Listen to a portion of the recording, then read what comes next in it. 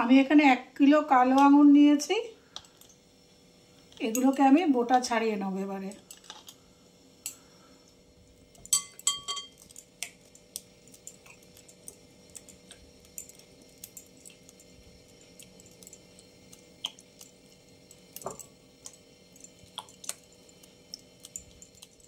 এবারে এগুলো ভালো করে কলের তলায় নিয়ে ভালো করে ধুয়ে নেব।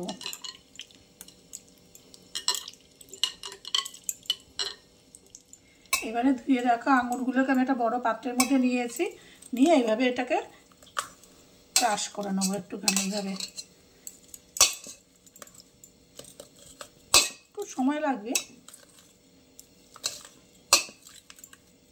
আবার এরকম হাত দিয়ে এগুলোকে একটু ভেঙে ভেঙে নেওয়া যায়, একই ব্যাপার।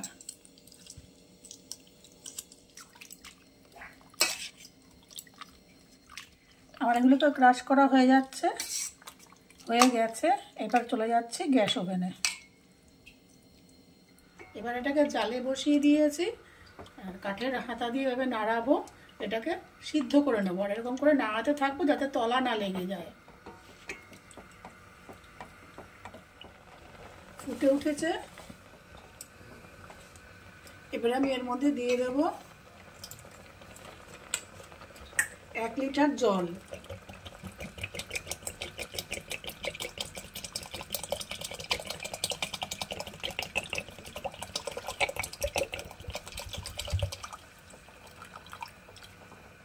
এবারে নাড়িয়ে নেব,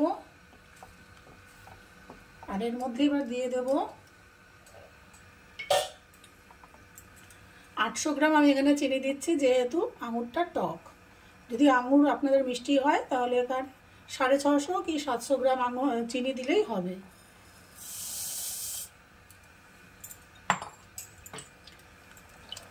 আবার একটা ফুট দিয়ে নেব। মিনিট 2-3 পর আমি দিয়ে দিয়েছি একটা দারুচিনি, একটা লবঙ্গ আর একটা জয়িত্রী দিয়ে এটাকে নাড়তে থাকবো। হাই ফ্লেমে এটাকে আমি ফুটাবো। এখন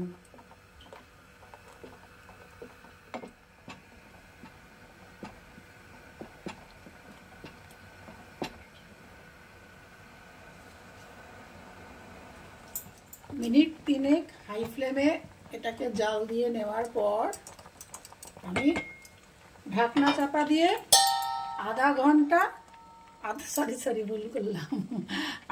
না 10 মিনিট আমি এটাকে জাল হতে দেবো লো ফ্লেমে। পাক্কা 10 মিনিট লো ফ্লেমে রান্না করার পর, ফুটিয়ে নেওয়ার পর এরকম হয়েছে। এবার আমি গ্যাস নিভিয়ে দেবো, নিভিয়ে দিয়ে এটাকে পুরোপুরি ঠান্ডা হতে দেবো, তারপরে চলে যাব পরের স্টেপে। কিন্তু পুরো ঠান্ডা না হলে আর কোনো স্টেপ এগোনো যাবে না। আমি এটাকে পুরো ঠান্ডা করে নিয়েছি। এইবারে আমি এটাকে কি করব, এরকম জারের ভিতর ঢালবো। পুরো ভর্তি করা যাবে না, হাফ হাফ করে আমি 2টো বোতলে জারে ঢালবো।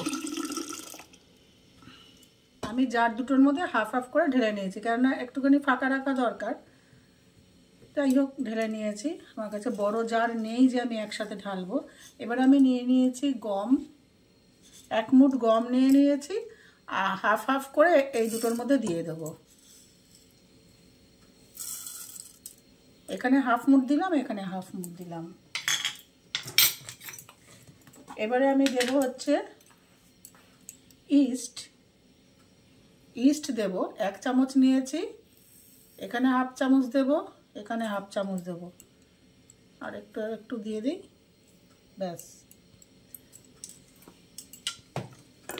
এবারে একটু ভালো করে নাড়িয়ে নেব।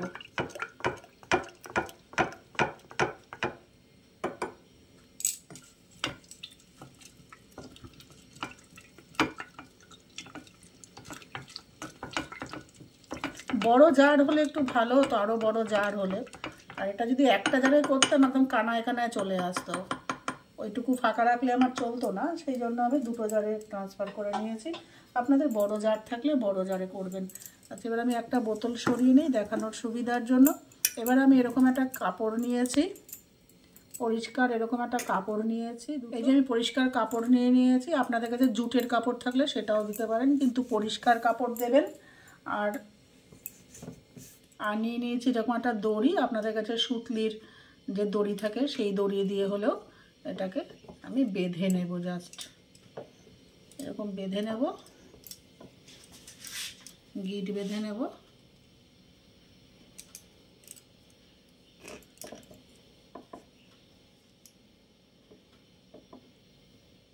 এরকম করে নেব। এই এবার এটাকে সিকিউর করার জন্য এরকম গার্ডার নিয়ে নিয়েছি, দিয়ে দেবো। ব্যাস, এবারে এটাকে 10 দিন একটা কোনায় রেখে দেবো, অন্ধকার জায়গায় যেখানে রোদের আলো পড়ে না বা অন্য কোনো আলো পড়ে না, এরকম একটা কোনায় আমি এটাকে 10 দিন রেখে দেব। এভাবে কাপড় দিয়ে যদি বাঁধার কিছু না থাকে আপনারা এরকম গার্ডার দিয়েও দিতে পারেন। এটা সিকিউর হয়ে গেল। তারপর আমি দিয়ে দিচ্ছি এইটা।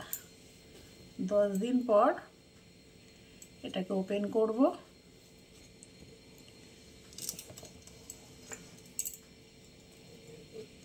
তৈরি আমার হোমমেড ওয়াইন। বাড়িতে ট্রাই করে দেখতে পারেন, অবশ্যই শীতকালে আর যে কোনো সময় আপনারা এটাকে ট্রাই করে দেখতে পারেন।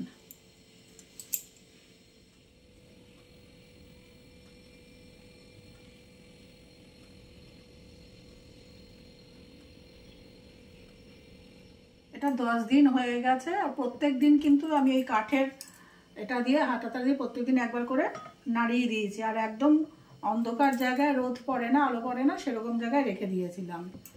এবার এটাকে আজকে আমি ওপেন করছি। এই যে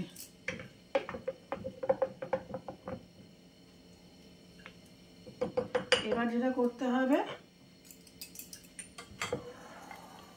এই ছাঁকনি আর আমি দুটো জারে রেখেছিলাম, তো দুটো জারকে আমি একসাথে করে নিয়েছিলাম। ছেঁকে নেব পুরোটা।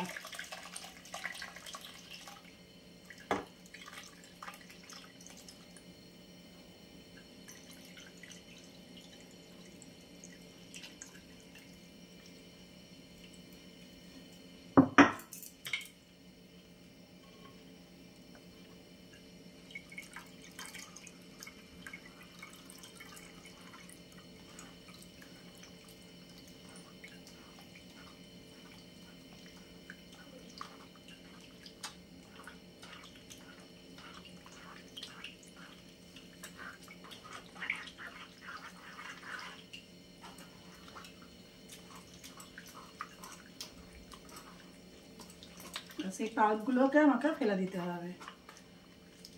হয়ে গেছে।